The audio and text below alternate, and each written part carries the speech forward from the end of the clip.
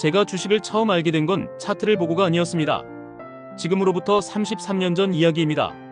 친척 집에 놀러 갔다가 형수님께 이런 말을 들었습니다. 우리 동생이 공모주 투자해서 재미 좀 보고 있어. 그때까지 저는 주식은 위험한 것, 돈 많은 사람들만 하는 것이라고 생각했습니다. 공모주라는 단어도 처음 들었죠. 청약을 하면 새로 상장하는 회사의 주식을 받을 수 있다. 그 말이 이상하게도 제 머릿속에 오래 남았습니다. 그날 이후 저는 도서관을 다니기 시작했습니다. 신문을 뒤적이고 청약 방법을 메모하며 하나하나 공부했습니다. 그리고 드디어 첫 공모주 청약을 했습니다. 결과요? 생각보다 짭짤했습니다. 그 수익이 제 인생을 바꿨다고 해도 과장이 아닙니다.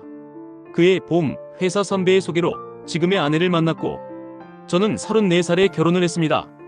회사에서 노총각 대장이던 제가 한순간에 유부남이 된 거죠. 신혼은 단칸방에서 시작했습니다.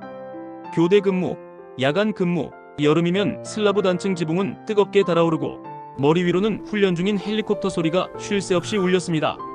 팍팍했습니다. 총이라도 있으면 하늘에 대고 쏘고 싶을 만큼 답답한 날도 있었죠. 그런데 이상하게도 지금 돌아보면 그 시절이 가장 뜨거운 청춘이었습니다. 마침 그 무렵 공모주 청약 제도가 바뀌었습니다. 수익이 더 좋아지던 시기였죠. 저는 아내가 가져온 결혼 지참금 그리고 대출까지 더해 청약에 나섰습니다. 지금 생각하면 아내가 참 대단합니다. 저를 믿고 전부 맡겼으니까요. 그때는 인터넷 청약이 없었습니다. 증권사 창구로 직접 가야 했죠. 교대 근무 덕분에 가능했습니다. 오후 4시 마감 시간에 맞춰 숨이 턱까지 차오르도록 증권사로 뛰어가곤 했습니다. 그리고 늘 마주치던 분들이 있었습니다. 몇 구자씩 청약하러 오시던 나이가 지긋한 어르신들, 그분들을 보며 느꼈습니다. 돈이 돈을 버는 구조라는 것을. 그날 이후 저는 각 증권사마다 계좌를 만들기 시작했습니다. 지금도 웬만한 증권사 계좌는 거의 다 가지고 있습니다. 공모주 바람이 불던 시절 수익도 좋았습니다. 그때 한 가지를 깨달았습니다. 정부 정책을 읽으면 돈의 흐름이 보인다는 것. 시간은 흘렀습니다. IMF도 겪고 금융위기도 겪고 수많은 상장과 폐지를 지켜봤습니다. 시장이 무너질 때도 있었고 모두가 열광할 때도 있었습니다. 하지만 저는 반복했습니다. 공모주 청약을 왜냐고요? 공모주는 단순히 수익을 노리는 수단이 아니라 시대의 방향을 읽는 창이었기 때문입니다.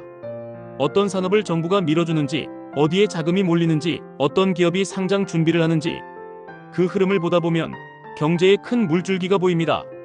저는 큰 부자는 아닙니다. 하지만 조금은 여유롭게 살고 있습니다.